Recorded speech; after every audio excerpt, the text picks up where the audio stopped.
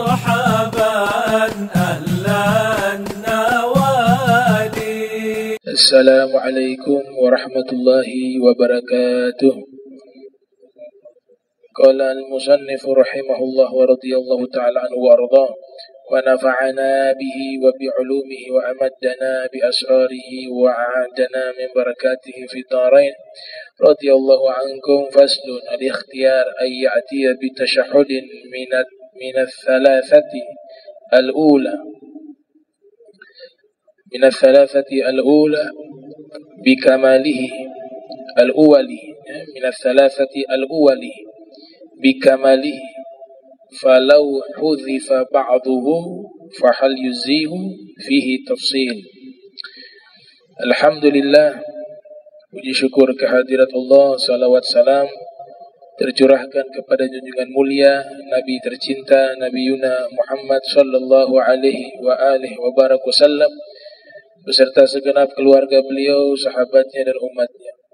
Yang kami muliakan, kami hormati seluruh imam Masjid Al-Munawwar, wabil khusus ya Haji Aswin wa Al-Ustaz Jamal wa hadirin hadirat yang insyaallah dirahmati Allah Subhanahu wa taala. Kita masih melanjutkan pembahasan terkait tasyahud ya. Disebutkan di sini ada tiga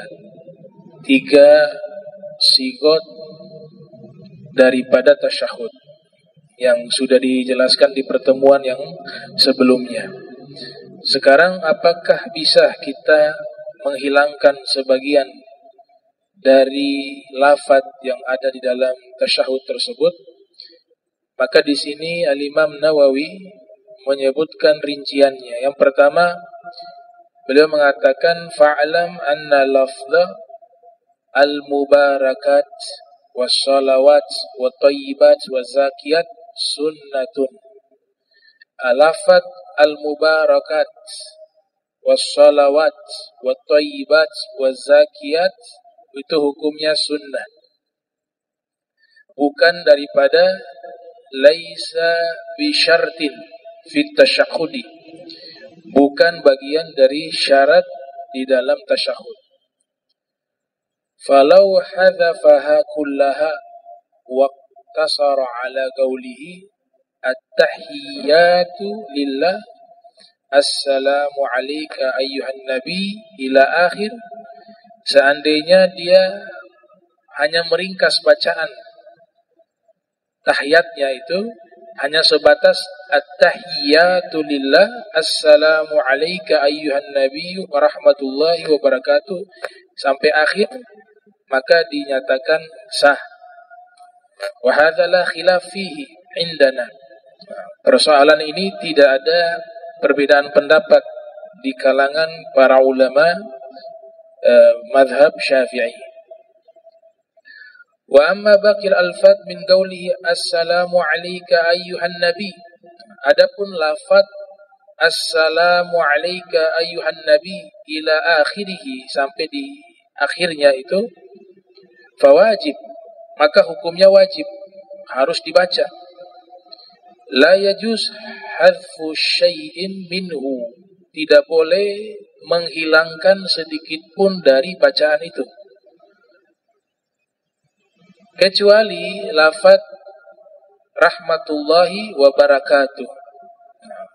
Sebagian ulama menyatakan, ada tiga pendapat di sini, bahwa asahhuha la yajuz hadfu wahidatin minhuma, bahwa tidak boleh juga menghilangkan lafaz wa rahmatullahi wa barakatuh. Satu pendapat mengatakan hukumnya tetap wajib dibaca. Wa hadha huwa alladhi yaqtadihi dalil ittifaqil ahadits alaihima, ya. Ini pendapat yang kuat karena sesuai dengan dalil yang disepakati di dalam hadis-hadis Nabi sallallahu alaihi wa alihi wasallam.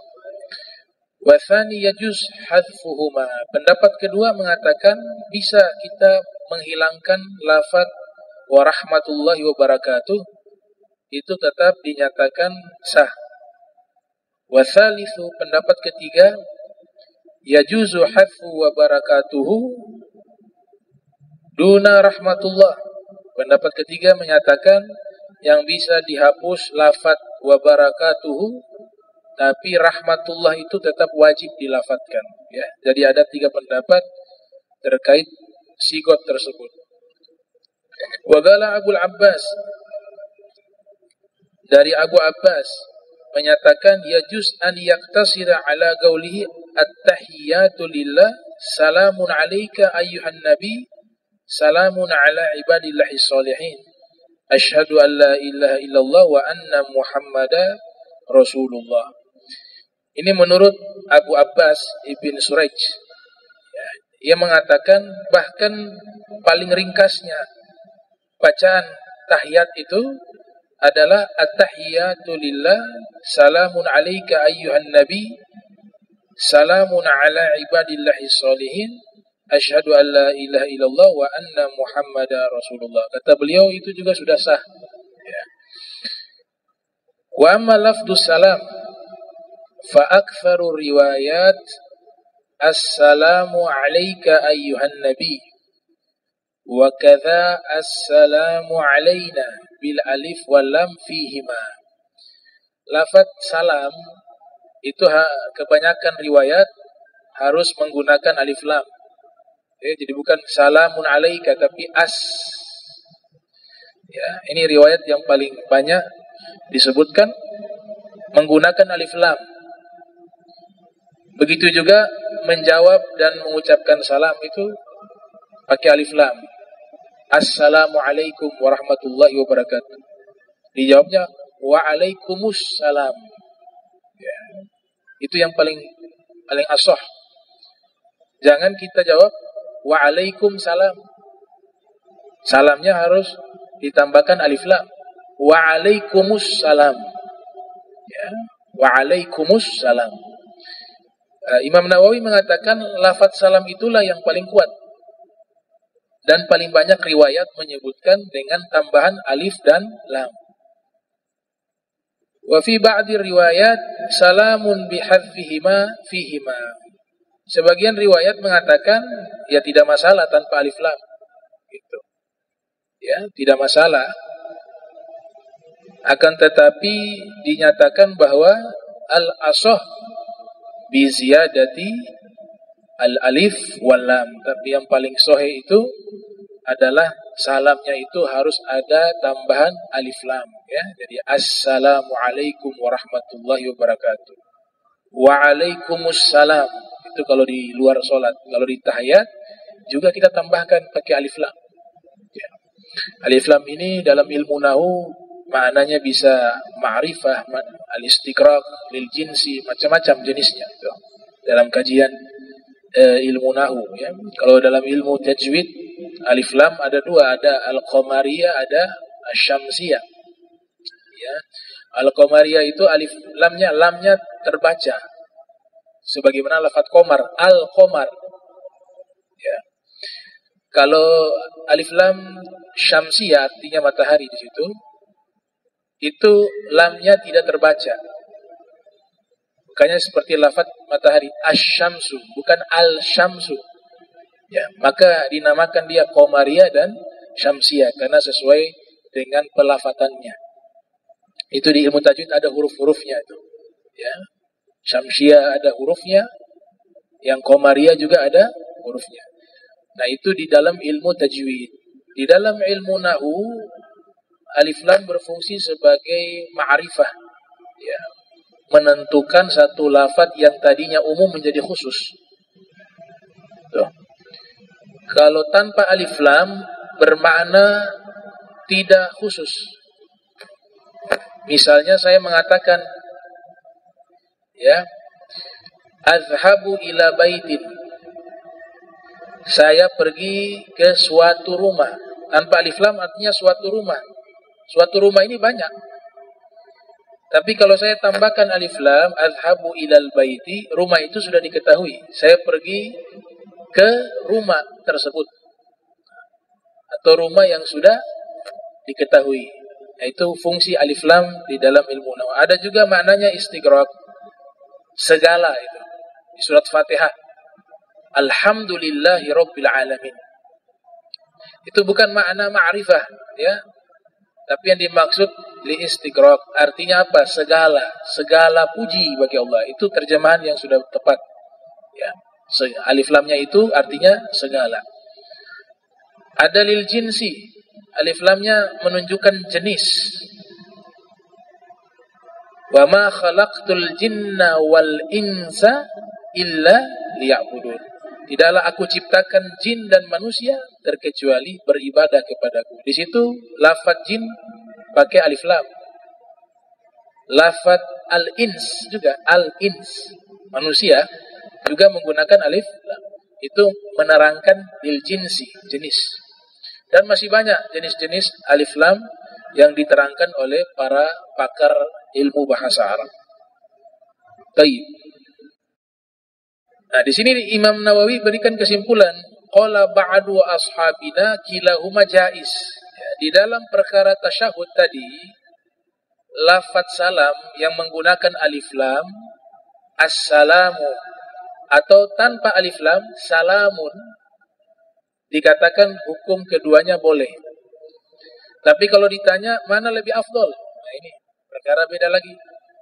Yang lebih afdol menggunakan tambahan alif lam, assalamu. Ya. Tapi kalau di bab salam harus pakai alif lam. Ya. Bab salam, ya, bukan dari tasyahud. Assalamualaikum warahmatullahi wabarakatuh. Kita jawabnya waalaikumsalam. Itu di bab salam. Likauni akthar wa lima fihi min az-ziyada wal ihtiyat. Wa amma tasmiyah qabla at-tahiyyat faqad ruwina haditsan marfu'ah fi sunan an-Nasa'i wal Baihaqi wa ghairihima. Ya. Adapun tambahan basmalah, jadi sebelum baca tahiyat kita tambah baca Bismillahirrahmanirrahim. At-tahiyyatu mubarakatuh shalawatu thayyibatu lillah ila akhir. Di sini dinyatakan bahwa ada riwayat demikian secara marfu di dalam kitab Sunan Al-Imam An-Nasa'i. Imam Nasa'i punya kitab sunannya, ya, lahir 215 Hijriah, wafat 303 Hijriah. Juga disebutkan dalam riwayat Al-Imamul Baihaqi yang lahir tahun 384 Hijriah, wafat 458 Hijriah. Dan ada juga riwayat dari selain kedua ulama tersebut bahwa ditemukan ada riwayat sebelum baca tahiyat diawali dengan baca basmalah, Bismillahirrahmanirrahim. Wa taqaddum itsbatiha fi at-tashahhud Ibnu Umar, lakin qala al-Bukhari wan Nasa'i wa ghairuhum min a'immat hadis inna ziyadat tasmiyah ghairu sahihatin an Rasulillah sallallahu alaihi wasallam. Tadi riwayat Imam Nasa'i, tapi Imam Nasa'i mengatakan riwayat yang diawali baca basmalah kemudian baca tahiyat, menurut Imam An-Nasa'i riwayat yang tidak sahih. Demikian juga Imam Bukhari. Ya, Imam Bukhari yang lahir tahun 194, wafat 256 Hijriah, juga menyatakan diawali dengan basmalah, riwayat yang menyebutkan bahwa sebelum membaca tahiyat diawali dengan basmalah itu ghairu sahih. Riwayat yang tidak sahih. Artinya apa? Tidak diamalkan itu tanpa basmalah langsung at-tahiyatu mubarakatuh shalawatu thayyibatu lillah ila akhir. Ya. Qala jumhur ashabina la tustahabbu at-tasmiyatu. Al-Imam Nawawi berikan kesimpulan. Kesimpulannya mayoritas ulama-ulama Syafi'i, ya, para ulama Syafi'iyah tidak disunnahkan membaca basmalah ketika membaca tahiyat. Itu kesimpulannya. Jadi lebih afdol tanpa basmalah. Ya. Wa qala ba'du ashabina tustahabbu wal mukhtar annahu la ya'ti biha li'anna jumhur as-sahabati alladhina rawaw at-tashahhuda lam alladzina rawau at-tasyahuda lam yarwuha. Imam Nawawi mengatakan bahwa tanpa melafadzkan membaca basmalah ketika membaca at-tahiyat itu disebabkan mayoritas sahabat, li'anna jumhur as-sahabati alladzina rawau tasyahuda lam yarwuha. Para sahabat Nabi mayoritas ketika meriwayatkan tentang lafaz tasyahud, sigot tasyahud, mereka tidak meriwayatkan di awalnya dengan bacaan basmalah. Jadi sahabat meriwayatkan lafaz tasyahud tanpa ada basmalah. Berbeda dengan surat Fatihah. Kalau surat Fatihah yang menjadi hujjah di dalam mazhab Syafi'i, itu para sahabat mereka meriwayatkan banyak menggunakan basmalah, setelah itu membaca alhamdulillahirabbil alamin. Bahkan mushaf Al-Quran, mushaf mereka itu setiap kali ada surat Fatihah pasti di awalnya itu ada basmalah. Itu yang menjadi dalil dari para ulama Syafi'i yang menyatakan basmalah bagian dari surat Al-Fatihah. Walaupun Imam Malik dalam pandangan beliau juga memiliki beberapa hadis riwayat yang dimana tidak dibaca basmalah ketika membaca surat Fatihah. Ada beberapa riwayat dari Sayyidah Aisyah dan lainnya. Kemudian Imam Abu Hanifah wa Imam Ahmad dibacanya sir, ya, basmalahnya dibaca tapi tidak dikeraskan. Wa qala ba'du ashabina, jadi jumhur sahabat meriwayatkan tasyahud tanpa membaca basmalah. Faslun i'lam anna tartiba fi tasyahudi mustahab laisa biwajibin. Nah, urutan lafaz tasyahud itu urutannya tidak wajib. Ya.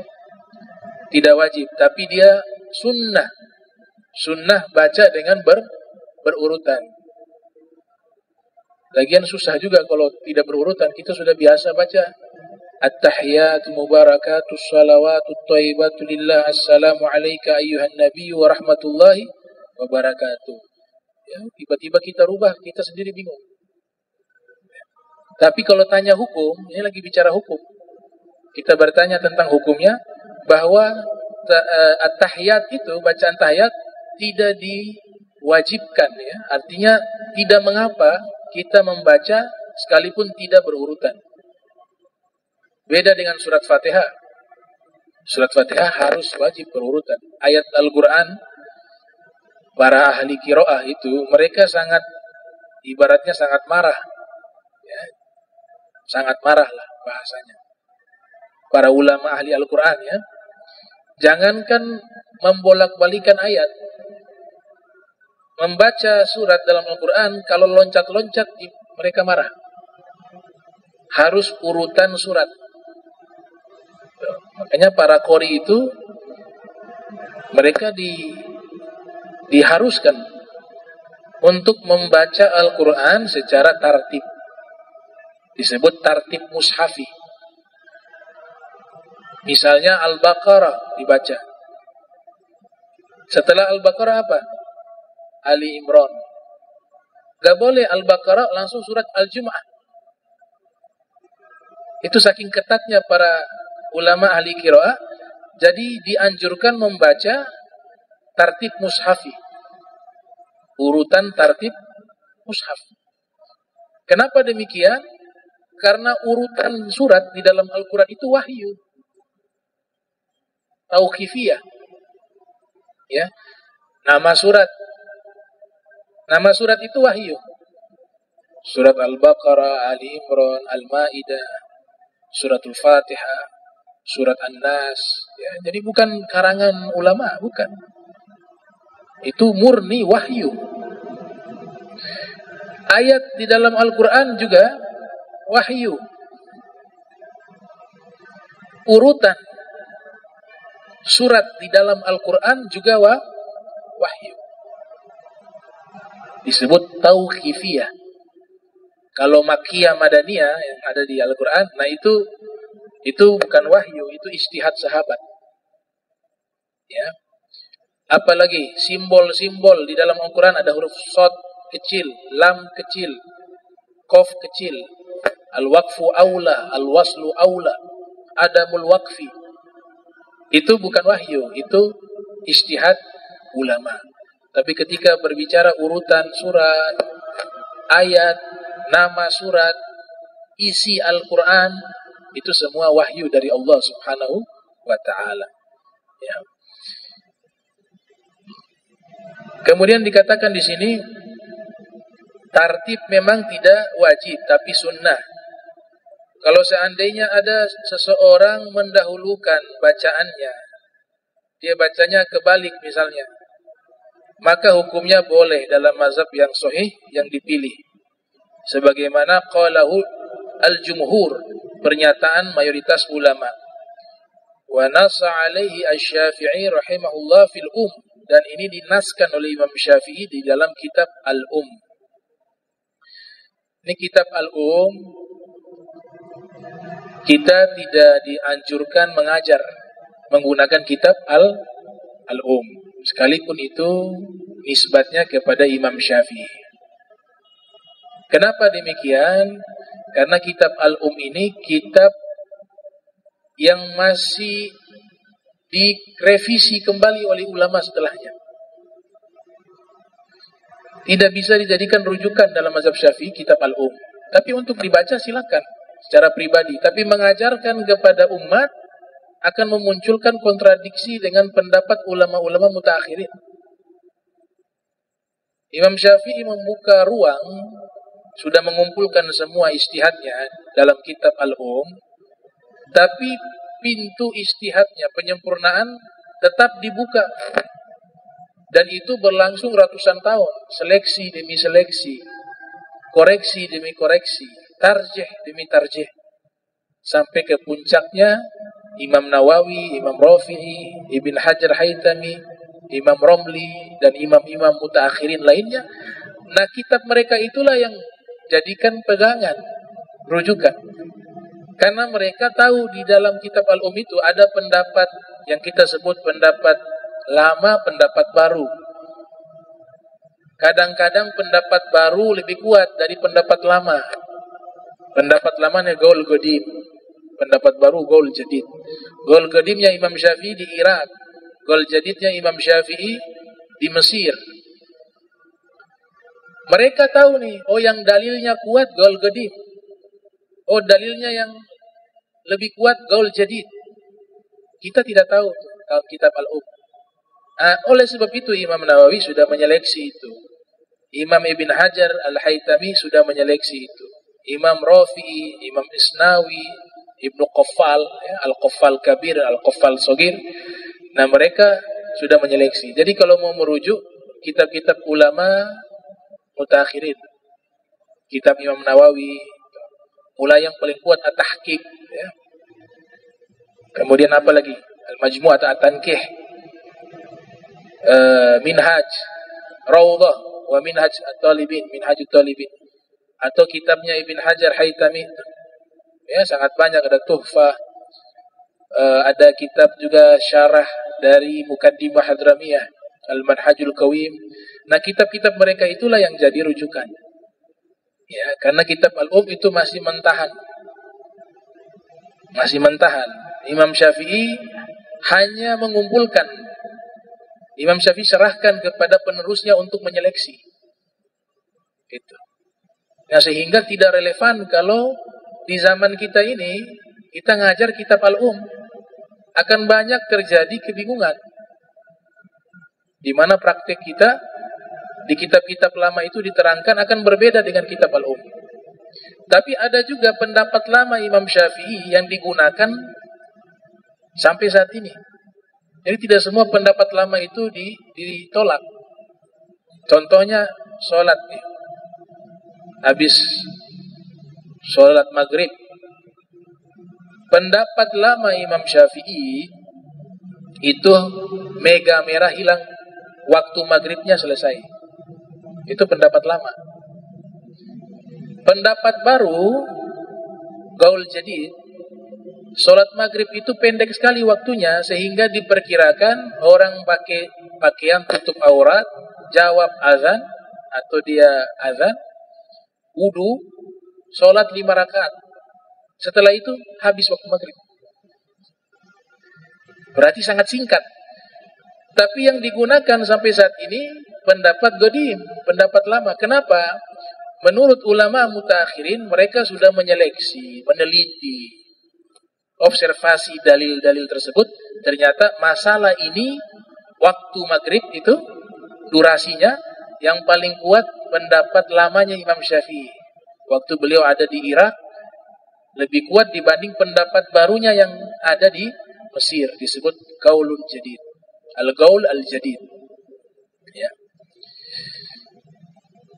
Nah, maka di sini dikatakan dalam kitab Al-Um, ya, wagila la yajuz ka alfazi Fatihah. Ada pendapat juga gak boleh tahiyat itu di otak-atik. Dia harus tartib. Ada pendapat demikian. Wa yadullu li jawazi taqdimus salam ala lafzi syahadati fi ba'di riwayat wa takhiruhu fi ba'diha kama qaddamnahu wa ammal Fatihah fa alfazuha wa tartibuha fala yajuz taghyiruhu wa la yajuz tasyahhud bil ajamiyati. Nam. Di sini dikatakan sudah ada dua pendapat. Yang pendapat pertama boleh, ya, tidak wajib urutan di dalam lafaz tasyahud, tapi sunnah. Pendapat kedua tidak boleh, dia harus berurutan. Ya. Yang tidak boleh, bacaan tasyahud itu dirubah dengan terjemahannya. Jadi kita baca tasyahud terjemahan pakai bahasa Indonesia, pakai bahasa asing, bil ajamiyah liman qadara 'ala al-arabiyah, bagi orang yang bisa mengaji itu wajib dia melafadzkan tasyahud menggunakan bahasa Arab, karena tasyahud akhir adalah rukun dalam sholat. Tasyahud akhir itu rukun. Jadi perhatian kita kepada tasyahud akhir, lafadznya itu harus sama dengan surat Fatihah. Status keduanya sama, wajib, rukun, wajib. Kalau tasyahud awal sunnah. Ada orang lupa tasyahud awal, dia tidak baca, sah. Tapi dalam pandangan para fuqaha nanti sunnah sujud sahwi. Ya. Lupa tasyahud, lupa kunut subuh, misalnya mazhab Syafi'i. Jadi kalau lupa sujud sahwi 4, tapi saya gabung 3 aja lebih gampang. Yang pertama, melakukan hal yang membatalkan sholat, tapi tidak batal jika tidak sengaja, maka dia tutup dengan sujud sahwi. Atau menambah rukun sholat, lupa nambah rukun, ataupun kurang rukunnya, ditutup dengan sujud syahwi. Yang kedua, meninggalkan sunnah ab'ad. Sunnah ab'ad termasuk tasyahud tadi. Sunnah ab'ad termasuk kunut subuh. Yang ketiga, ragu. Ini 2 apa 3 rakaat? Ini 1 apa 2? Ambil yang paling kecil, ditambah 1 rakaat, ditutup dengan sujud sahwi. Atau ragu, sudah baca Fatihah atau belum ya tadi? Ya. Lupa dia. Dan itu berlangsung sampai dia hampir salam. Dan sujud sahwi mazhab Syafi'i itu sebelum salam, ya. 2 kali sujud. Jadi sebelum salam 2 kali sujud baru salam. Mazhab Syafi'i. Kalau mazhab Hanafi sudah salam baru sujud sahwi. 2 kali juga. Nah itu asbabu sujud sahwi, sebab-sebab sujud sahwi. Di sini dikatakan juga bahwa wa yata'allamu kama dzakarna fi takbiratul ihram, wajib belajar tasyahud. Wajib belajar membaca tasyahud, karena dia sama seperti takbiratul ihram, Sama seperti suratul Fatihah, dalam fikih namanya rukun qauli. Rukun qauli, rukun yang wajib dibaca. Ada berapa tuh? Yang pertama, takbiratul ihram wajib dibaca. Jangan mazhab silent. Gak ada suara takbir. Gak sah. Gak boleh. Kenapa? Karena melafadzkan takbiratul ihram hukumnya wajib. Kenapa wajib? Rukun. Rukunun min arkani sholah. Jangan diam. Tanya baca dalam hati. Batal. Disuruh baca kok di dalam hati. Baca. Kalau yang intiqal, diam gak apa-apa. Setelah sholat tuh. Allahu Akbar mau ruku dan seterusnya. Itu kan sunnah. Cuma kan sayang sekali sunnah ditinggal. Sholatnya jalan terus sah. Tapi kalau takbiratul ihram tidak dibaca, gak sah sholatnya. Ya, dilafadzkan. Itu yang pertama namanya rukun qauli. Melafadzkan takbiratul ihram. Kalau melafadzkan niat mustahab sebelum sholat. Yang kedua, surat Fatihah. Antum gak lafadzkan, Imam Nawawi mengatakan la tasihhu sholatuhu. Orang yang sholat gak melafadzkan suratul Fatihah, baik sholat jahar maupun sir. Sholat yang mengeluarkan suara, maghrib, isya, subuh, atau sholat zuhur atau asar sir, itu wajib tetap melafadzkan di semua rakaat. An yusmi'a nafsahu. Ukuran paling minimal diri sendiri mendengar bacaan itu. Ya. Kenapa wajib? Karena rukun qauli. Rukun sholat qauli yang diucapkan. Sudah dua rukun qauli. Rukun qauli yang ketiga, tasyahud akhir. Itu juga wajib dilafadzkan. Tidak bisa di dalam hati. Tasyahud akhir. Itu yang ketiga. Yang keempat, salawat di tasyahud akhir. Dilafadzkan juga. Yang kelima apa? Salam pertama. Assalamualaikum. Itu wajib dilafadzkan. Kalau yang kedua, sunnah. Jadi, yang pertama itulah rukun. Balik yang kedua, sunnah. Makanya salam yang pertama itulah yang wajib. Jangan dalam hati. Kalau dalam hati, tidak sah. Ini pentingnya ilmu fikih. Ya, ilmu fikih. Itu, perhatikan 5 rukun qauli itu. Takbiratul ihram yang pertama. Yang kedua, membaca suratul Fatihah. Yang ketiga, membaca tahiyat akhir. Yang keempat, salawat dan salam kepada Nabi Muhammad SAW. Dan yang kelima adalah assalam, membaca salam. Diajarkan niat dalam hati waktu salam kepada saudara-saudara kita yang muslim, baik bangsa jin, manusia, dan malaikat. Assalamualaikum. Karena ada yang gak kelihatan. Kita nggak tahu di sini mungkin ada yang sholat yang nggak kelihatan. Kita percaya ada namanya jin. Wah, gue gak percaya jin mengingkari satu surat jin. Tidak percaya malaikat mengingkari kata malaikat dalam Al-Quran entah berapa banyak. Wa fil hadis juga. Ya. Jadi niatnya salam kepada saudara muslim, manusia, jin, termasuk juga malaikat. Kok malaikat juga diberikan salam? Ya dalam hadis kan Nabi katakan, "Idza ammanal imamu fa aminu." Kalau imam baca amin, maka makmum ikut membaca.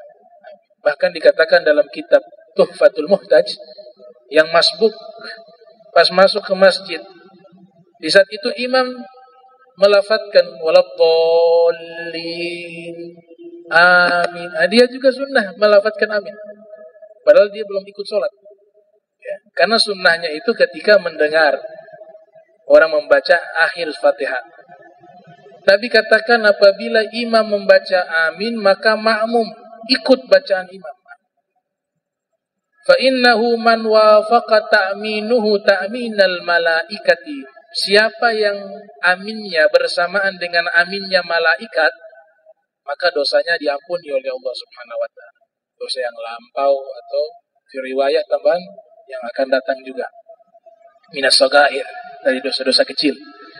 Hadis ini menunjukkan bahwa ketika kita sholat, malaikat juga ikut sholat. Karena Nabi katakan malaikat membaca amin. Hadir dia. Makanya masjid punya aura yang bagus. Ya. Di mana tempat ada malaikat, di situ auranya bagus. Spiritualnya bagus. Begitu juga tempat yang dipenuhi oleh syaitan. Auranya tidak enak. Ya. Auranya gak enak.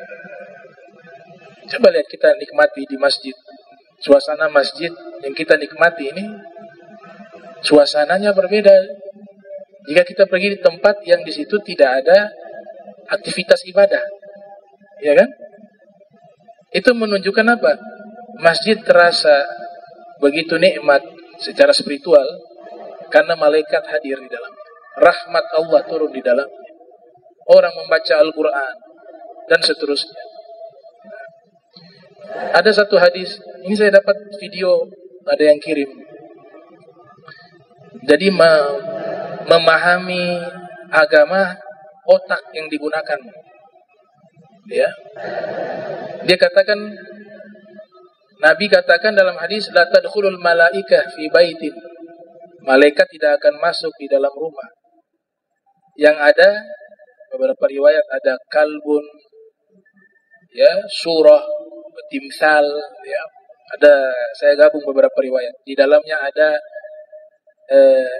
anjing, ada lukisan makhluk hidup yang utuh, ada patung makhluk hidup, ya. Wa fi riwayah junubun, orang junub yang belum mandi wajib. Ini hadis sahih. Hadis sahih riwayat Imam Bukhari, riwayat Muslim. Kok ada yang memahami dengan bercanda? Katanya, kalau begitu saya pakai patung dalam rumah biar malaikat pencabut nyawa tidak masuk. Kan dikatakan malaikat tidak bisa masuk di rumah ada patung. Ya saya buat patung biar umur saya panjang. Karena malaikat maut tidak akan masuk ke dalam rumah. Ada tidak yang begitu? Ada. Nah ini memahaminya pakai akal, tidak merujuk kepada ahlinya. Kalau kepada pakar hadisnya seperti Ibn Hajar Al-Asqalani, Imam Al-Qastalani, Imam Said Muhammad Murtada Az-Zabidi, mereka mengatakan yang dimaksud oleh Nabi itu malaikat tidak masuk, malaikat yang membawa rahmat.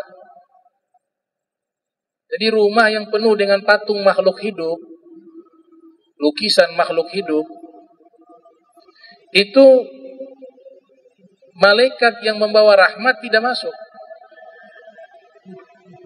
Tapi kalau malaikat pencabut nyawa tetap masuk.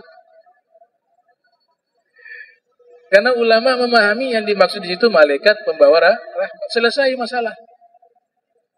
Karena tidak merujuk kepada ahlinya, akhirnya berlogika sendiri. Sudah gitu ngajak orang untuk berpikir yang sama dengan pikirannya. Ini yang berbahaya. Itu yang disebut ya adol, ya mudil. Dia sesat wa adallu, dan dia juga menyesatkan. Dia punya pemikiran sudah sesat dan juga menyesatkan orang lain. Ada juga mengatakan darah itu halal. Darah itu halal. Karena apa? Karena daging itu halal, sedangkan daging itu adalah bagian dari darah yang menjadi padat. Nah ini juga berlogika lagi. Terus ditafsirkan yang dimaksudkan darah yang haram di Al-Quran itu menumpahkan darah. Wah, dibuat tafsiran baru. Na'udzubillah min dzalik. Ya, hati-hati fi hadzal zaman. Nah, Allah sudah mengatakan daging itu daging babi haram, darah juga haram, selesai. Para fuqaha sepakat, tidak ada yang hilaf. Ya, karena para ulama gak berani berijtihad jika dalam Al-Quran sudah ada keterangan yang jelas. Lafaz dalam Al-Quran ada dua, ada yang hakiki, ada yang majaz. Bahasa haramnya darah itu hakiki, bukan kiasan. Gak bisa dibawa ke kiasan. Hurrimat alaikumul maitatu wadam walahmul khinzir. Kemudian dikatakan itu menumpahkan darah. Nah, sedangkan kata dannya di situ berbicara makanan. Diharamkan makan di situ. Bukan haramnya darah. Kemudian pakai analogi. Itu kalau haram di tubuh kita ada darah. Berarti kita ini membawa sesuatu yang haram. Ini pemikiran yang keluar dari uslub keilmuan. Yang dikatakan haram di situ ketika mengkonsumsi. Siakul kalamnya berbicara tentang masalah makanan. Makanya Allah mengatakan diharamkan bagi kalian bangke. Maknanya apa? Bangke itu haram ketika dikonsumsi. Dannya ikut kepada bangke. Perkara yang berkaitan tentang makanan yang dikonsumsi. Dan diharamkan juga darah. Sama seperti bangke. Dan juga diharamkan daging babi. Semua berbicara konsumsi. Konsumsinya haram. Tapi kalau ada di tubuh kita bukan haram. Ya, kita hidup tanpa darah mati. Ya. Nah ini harus kita merujuk kepada ilmunya para ulama terdahulu. Biar aman. Kalau pakai logika jadi ngaco. Kayak tadi tuh. Bikin patung dalam rumah biar panjang umur. Kenapa? Malaikat maut tidak masuk. Ya. Dia gak tahu malaikat maut itu dimanapun dia berada, masuk dia. Gak bisa lari. Yang dimaksud itu malaikat pembawa rahmat. Akhirnya rumahnya keberkahannya hilang. Ya. Ketenangannya hilang. Ya. Suasana religinya juga hilang. Karena dihalangi itu. Dan itu ada riwayat. Tuh. Ada riwayat. Dalam kitab At-Targhib, ya, Al-Munziri meriwayatkan, ada malaikat mau masuk ke rumah Rasul waktu itu. Tapi tidak bisa, malaikat itu tunggu di luar rumah. Kemudian Nabi keluar dari rumah, lihat ada malaikat. Kenapa tidak masuk? Malaikat mengatakan, saya tidak bisa masuk. Oh, kenapa? Kata malaikat, ada seekor anjing di rumahmu. Ternyata ada anjing kecil masuk ke rumah Rasul. Sembunyi di bawah kasur. Nabi masuk ke rumahnya, cari tahu, oh ternyata ada seekor anjing di bawah kasur. Kemudian disuruh keluarkan. Nah, itu malaikat rahmat tadi. Tidak bisa masuk sebab ada anjing. Nah ini hadis ini jangan disalahpahami. Akhirnya kita memusuhi anjing. Nah ini salah. Apakah kita lupa ada anjing yang mulia, surat Al-Kahf. Ya, itu am hasibta anna ar-raqim anna ashabal kahfi war-raqim kanu min ayatina ajaba. Ar-raqim sebagian ulama tafsir menafsirkan itu adalah seekor anjing yang mengikuti ashabul kahf, pemuda-pemuda yang soleh. Kenapa malaikat tidak masuk? Para fuqaha jelaskan, para muhadditsu jelaskan. Karena ada sangkut paut dengan masalah najis. Ada kontak basah tubuh kita menyentuh itu anjing terkena najis mughalladhah, najis berat. Sehingga banyak menghalangi kesempatan ibadah. Itu yang menjadi larangan seorang muslim memelihara anjing di dalam rumah. Kalau untuk jaga kebun, itu dibolehkan. Ini berbicara mazhab Syafi'i ya. Kalau Maliki piara anjing boleh. Makan saja boleh. Tapi mereka tidak makan. Hanya saja mereka tidak berani mengatakan haram. Bingung kan? Mazhab Maliki. Mereka tidak berani mengatakan haram. Alasannya apa? Mazhab Maliki ini kuat juga mengambil daripada dalil yang disebutkan di dalam Al-Quran maupun di hadis. Dicari di dalam Al-Quran gak ada satu ayat yang menyebutkan diharamkan memakan anjing.